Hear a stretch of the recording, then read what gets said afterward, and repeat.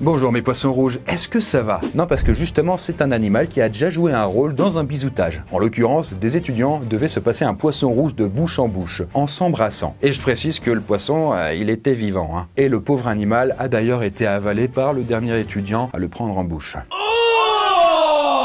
Du coup, vous vous demandez peut-être qu'est-ce que c'est que ce jeu? Et je vais vous le dire, ça s'appelle le bisoutage. En gros, c'est une sorte de cérémonie d'initiation lorsque vous rentrez dans un groupe, genre dans une école de commerce ou autre quoi. Mais c'est pas le genre de cérémonie gentille ou bon enfant, hein. Dans le bisoutage, il y a la notion de brimer, d'humilier un petit peu le nouveau venu. C'est d'ailleurs pour ça que c'est interdit depuis 98, en tout cas en France, hein. Mais ça n'empêche pas la pratique de se perpétuer pas mal, hein. Et bien sûr, aujourd'hui, on parle plus de bisoutage, mais de rituel d'intégration. En fait, c'est le nouveau nom pour que ça ait l'air légal. Non, parce qu'en même temps, bon, ça serait con de se revendiquer organisateur de bisoutage et d'aller en tôle. En tôle carrément? Oui, carrément, c'est possible, ouais. Eh oui, on rigole pas. C'est pas moi qui le dis, c'est le code pénal. Bref, vous l'avez compris, on tient là des champions de la connerie. Contrairement aux héros du jeu Bloodline, Heroes of Litas. Dans ce RPG fantasy, il n'est pas du tout question de ridiculiser des gens qui ont rien demandé, mais bien de collectionner des champions légendaires, de construire des royaumes et surtout, de créer une descendance ultra puissante. Ah, donc faut ken dans ton jeu? Eh bah oui, bah écoute, il y a des séries où on ken beaucoup aussi, on n'en fait pas tout un plat. Hein. Bon, c'est pas comme dans les Sims, mais disons qu'il faut réussir à trouver les meilleures combinaisons possibles entre les différentes familles de héros pour engendrer des héritiers de qualité. En gros, faut prendre le meilleur du papa Fugur, qui est un demi-dieu, et le meilleur de la maman Lycan, qui est un loup-garou avec une bonne classe. Et là, hop, bah écoute, t'as un beau bébé hybride bien vénère. On ferait pas ça dans la vraie vie, hein, clairement. En gros, voilà, tu fais un peu ton élevage de héros légendaires. Hein. Sauf que plutôt que d'attendre ton préféré, bah t'en fabriques un sur mesure. C'est un jeu au gameplay unique, avec des possibilités infini. Et le plus sympa dans tout ça, bah c'est que c'est gratos et directement téléchargeable sur Android et iOS. Ouais, enfin, tu dois bien avoir un petit code promo à nous filer, Chris. Bien vu, puisque en passant par mon lien en description ou en scannant le QR code qui apparaît juste ici, vous recevrez un start pack d'une valeur de 30 € avec tout ceci à l'intérieur. Voilà, ça vous met le pied à l'étrier tout en finesse. En tout cas, vous serez clairement mieux que ceux qui subissent les bisoutages. Alors, quels sont les bisoutages qui ont dépassé les bornes et quels sont les secteurs qui peuvent se vanter d'organiser les pires bisoutages? Est-ce que ce sont des écoles ou des associations? Est-ce que ce sont des entreprises bien précises? Eh bien, notre deuxième cobaye va tester pour nous donner la réponse. Ah, ça va, Ariane? Ouais, j'espère que t'es prête à tout endurer pour t'intégrer, là. Bon, juste un conseil, ne t'encombre pas trop avec ça. Tu peux le laisser chez toi. Voilà, nous voilà prêts. Sans plus attendre, voyons où aller pour subir les 3 bisoutages les plus hardcore.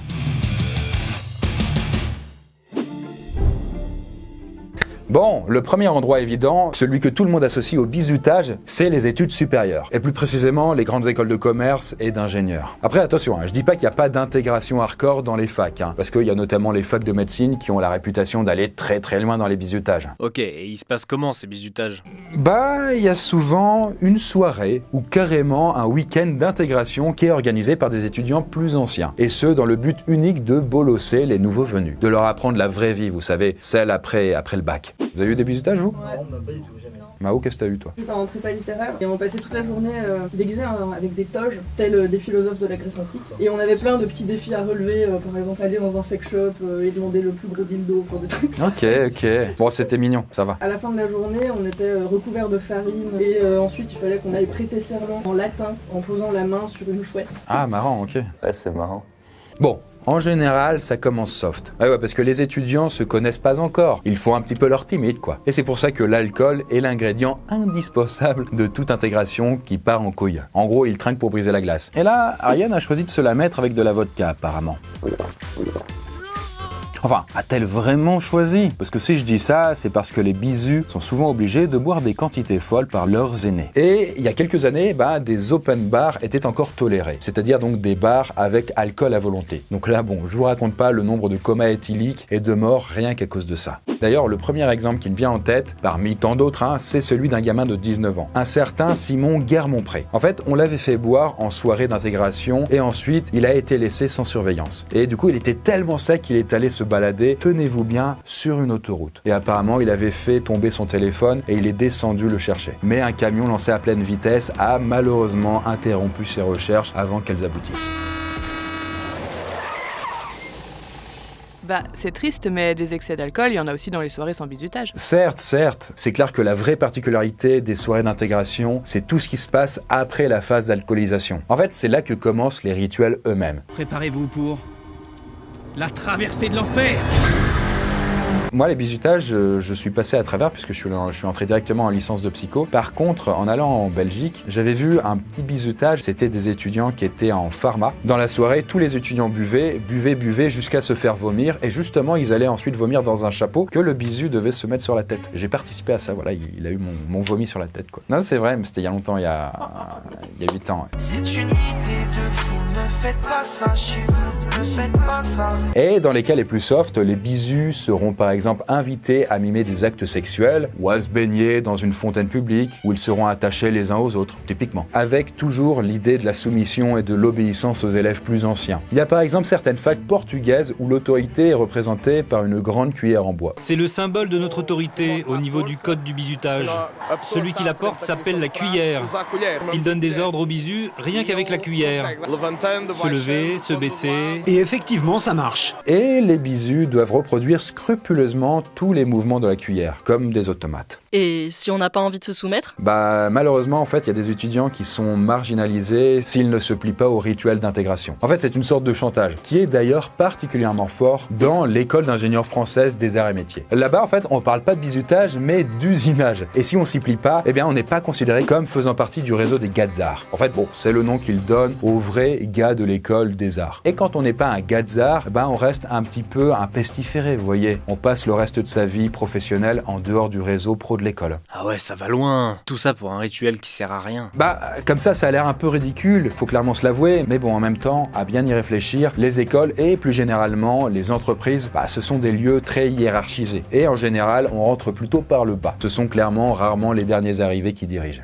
On peut donc imaginer que ces rituels de soumission servent à donner le ton et à vérifier que les dernières recrues ont bien compris quelle était leur place. En outre, est-ce que ces rituels ne sont pas aussi une manière de tester la motivation à entrer dans le groupe ? La question se pose. Bref, une intérêt raisonnable, pourquoi pas, on pourrait lui trouver un petit intérêt sociologique. Sauf que l'alcool et l'irresponsabilité conduisent certains bizutages beaucoup trop loin. En fait, pas mal de traitements dégradants ont été rapportés, avec des étudiants forcés, par exemple, à boire des mélanges ignobles où flottent des excréments, des poissons morts ou même directement de l'urine mélangée à toutes sortes d'alcool et de pâté pour chat. C'est une recette du 18-25, c'est normal, y a pas de souci. Bon, heureusement qu'Ariane a laissé son amour-propre au vestiaire. J'ai envie de vomir. Oui, et sans parler des atteintes physiques. Une étudiante a par exemple rapporté s'être fait attacher, bander les yeux et frapper avec une cravache. Bon voilà, là j'ai une règle, mais vous avez un peu l'idée. Et il y a même pire niveau violence. À Paris Tech, des étudiants ont carrément subi des brûlures. Et là-dessus, vous allez vous dire, ok, avec quoi, un chalumeau, des trucs comme ça ? Non, juste avec des cuillères chauffées à blanc. En fait, les étudiants ont un peu un problème avec les cuillères. Et du coup, s'il y a des psys en commentaire, n'hésitez pas à proposer une explication. Et le truc encore moins drôle, c'est quand les étudiants et étudiantes sont obligés de se mettre nus et de subir des agressions sexuelles. Et ça, ne pensez pas, ce ne sont pas des cas isolés. Parce que, par exemple, une enquête réalisée par INED a conclu que, sur une seule année, 68 000 femmes et 45 000 hommes avaient subi du harcèlement sexuel dans leurs études. Bref, est-ce qu'il est normal de contraindre ses camarades à se frotter des orties sur le vagin et à montrer ses couilles à des passants pour s'intégrer ? Peut-être pas. La liste des sévices n'est évidemment pas exhaustive. Faut savoir quand même qu'à 20 ans, l'imagination est clairement intarissable. Ah tu m'as passé l'envie de faire des études. Après, tu sais, ça se passe pas non plus toujours mal. Là, on parle quand même bien des dérives. Vous avez quand même la chance de ne pas vivre au siècle dernier, car faut quand même savoir que les bizutages du monde ouvrier, c'était encore plus humiliant qu'une intégration estudiantine. Et contrairement aux bizutages étudiants qui continuent aujourd'hui, les bizutages ouvriers ont quand même à peu près cessé dans les années 70. Et puis il y a aussi une autre différence avec les grandes écoles, qui est que dans le monde ouvrier, le bizutage n'est pas très codifié. En fait, il n'y a pas une soirée ou un week-end dédié, ni même des rites précis. C'était plus selon l'envie. À la carte, quoi. Certaines ouvrières aimaient bien, par exemple, s'en prendre à des jeunes gamins. Typiquement, un gosse de 12-13 ans sans défense. Oui, en même temps, faut vous imaginer, là, on parle des années 1930. Donc, on bossait très jeune. C'était pas de l'exploitation à l'époque, c'était normal. Et les ouvrières lui passaient les poutres au chaud. Faut vous dire que ça consistait à lui baisser son pantalon pour regarder s'il avait des poils. Waouh, c'est vachement bizarre. Ouais. clairement. En même temps, apparemment, c'est surtout les jeunes garçons qui étaient concernés, moins souvent les filles. Allez savoir pourquoi. En tout cas, Ariane ne va pas s'en plaindre, mais attention quand même à ne pas te laisser attraper, il pourrait arriver des bricoles. Et dans les mines du Nord de l'entre-deux-guerres, là, on se contente pas de déshabiller les jeunes recrues, parce qu'on leur barbouille aussi carrément la tub avec de la graisse. Après, c'était parfois du cirage, selon l'usine et selon la ville. Mais ne me demandez pas pourquoi ils faisaient ça. Là, je pourrais pas vous répondre. Bon, en tout cas, tout ce que je sais, c'est qu'il y avait souvent une connotation très sexuelle dans les bizutages des ouvriers. Peut-être pour voir si les ouvriers étaient des vrais mecs, je sais pas. En tout cas, dans les années 1880, il y a même une usine de Roubaix où on masturbait des ouvriers pour tester leur puissance. Bonsoir Théo, ta journée s'est bien passée? Oui maman, je me suis fait branler par ma collègue, et toi? Voilà, une autre époque. Bon, après, il y avait aussi des petites brimades plus bon enfant. Parce que oui, apparemment, les ouvriers adoraient demander aux novices d'aller chercher une machine qui n'existait pas. Voilà. Du coup, le jeune passait pour un con en farfouillant à la recherche de l'outil et les ouvriers se barraient bien. Par contre, il y a une institution ouvrière qui s'appelle le compagnonnage et eux, pour le coup, ils étaient plutôt hardcore. Des charpentiers novices devaient, par exemple, se faire enfiler une bougie dans l'anus en laissant dépasser d'1 centimètre. Et un autre bisu lui retirer avec les dents. Mais attendez, c'est pas fini. On lui faisait couler du vin dans la raie et l'autre devait boire le nez posté contre l'anus de son collègue. Ouais. Et là, je vous le raconte comme ça a été décrit par un artisan en personne. Parce que, apparemment, c'est ce qu'on appelait boire à la noue. Bon, Ariane n'a pas l'air fan. Elle préfère sûrement boire dans des verres, ce que je peux comprendre. Après du coup, par déduction, si je vous dis qu'il buvait dans le tablier du couvreur, vous diriez que ça consiste en quoi? Eh bien, voici la réponse. Boire dans le tablier du couvreur, ça consistait à serrer ses testicules pour les remplir d'un peu de vin qu'on faisait boire à un autre. Drôle de récipient, et preuve qu'on avait beaucoup plus d'imagination dans le temps. Apparemment, pas mal d'ouvriers vomissaient durant ce charmant rituel. Les nouvelles recrues devaient aussi boire de l'urine et manger de la merde. C'est quand même dégueu entre cousins. Voilà, comme ça c'est dit. Et d'ailleurs, dans le même genre, il y a aussi un récit d'un jeune ouvrier maritime qui se faisait martyriser par d'autres ouvriers plus vieux. Le premier lui tenait la main, le deuxième lui tenait les pieds, et le troisième baissait son pantalon et frottait ses fesses sur son visage, provoquant évidemment l'hilarité des autres travailleurs. Vous l'avez compris, ça pouvait aller très loin dans l'humiliation et dans le côté dégueulasse. Après, raconter aujourd'hui, ça ressemble à de l'horreur, mais faut quand même savoir que ça faisait vraiment marrer tout le monde. Et les gars qui subissaient ça étaient ravis aussi de le faire aux autres, à leur tour quelques années plus tard. Et d'ailleurs c'est intéressant, mais certains historiens supposent que c'est l'immigration qui a fait cesser ces bizutages ouvriers. Vous voyez, un peu comme quand on prend l'habitude de faire un truc bizarre en couple et que vous vous retenez quand il y a des invités. En tout cas, on a souvent tendance à croire qu'on est ultra débridé par rapport aux anciens, mais faut quand même avouer que non, pas tant. Bien, revenons quand même dans le présent sous la forme la plus dangereuse de bizutage qu'on puisse certainement trouver en France, l'initiation militaire. Bon, apparemment, elle s'est un peu adoucie ces dernières années, mais il y a 15 ans, il n'était pas si rare qu'un élève officier de l'école de l'air démissionne à cause du bizutage. C'est dire à quel point ça pouvait aller loin. Il y avait des trucs gentillés, comme par exemple faire tourner un moteur d'avion et vaporiser le contenu d'une bouteille de champagne dans le vent pour arroser les jeunes recrues. Voilà, ça c'était un baptême.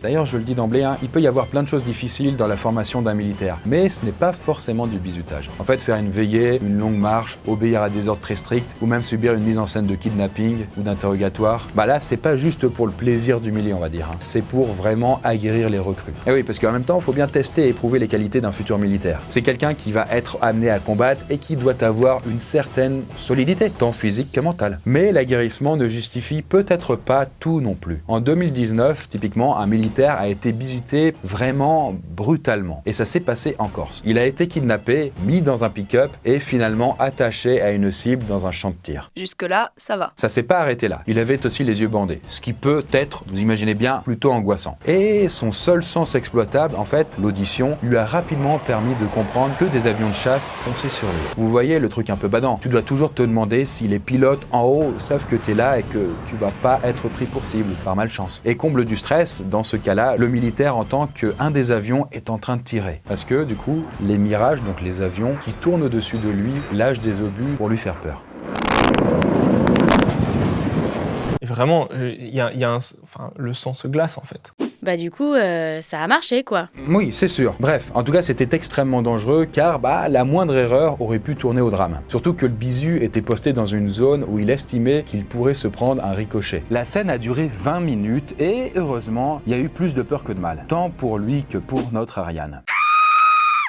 Et là, elle est terrorisée. N'empêche que, il n'a pas trouvé ça normal de mettre sa vie en danger, ou en tout cas d'avoir ce niveau de stress. Et c'est pour ça qu'il a porté plainte pour mise en danger délibérée d'autrui. Dur de dire si ces bizutages idiots et dangereux sont fréquents. Parce que certains témoignages laissent à penser que les bizutages vénères sont toujours de la partie dans l'armée. Avec, par exemple, des défis de mauvais goût, comme porter un seau dans lequel les supérieurs sont en train d'uriner, ou demander aux femmes de montrer leur sein aux pilotes. Ou même, plus grave, on retiendra la mort par noyade d'un élève dans l'école militaire de Saint-Cyr lors du bizutage de 2012. Bon, et bien du coup, Ariane a choisi de quitter l'armée. Bon, je crois clairement que les groupes très hiérarchisés, c'est pas pour elle. De toute façon, de manière générale, elle est trop individualiste pour boire la pisse en braillant des chansons paillardes ou même pour risquer sa vie bêtement. Mais bon, pour revenir à l'armée, attention, on va pas non plus généraliser. Ces dérives ne sont pas forcément la norme. Parce que d'après certains anciens pilotes, comme Pierre-Henri Chuet, avec qui on a déjà fait une vidéo d'ailleurs, celle-là, le bizutage bête, méchant et dangereux n'était pas si répandu en vrai. Est-ce que j'ai été bizuté? Non. Est-ce que j'ai pu faire toute ma carrière dans la marine sans être bizuté? Oui. Est-ce que j'ai été aguerri? De nombreuses fois. Bref, si vous êtes militaire, n'hésitez pas à me dire si vous vous prononcez plus sur un aguerrissement qui dérape parfois ou si vous pensez que l'armée continue à garder des traditions assez déplacées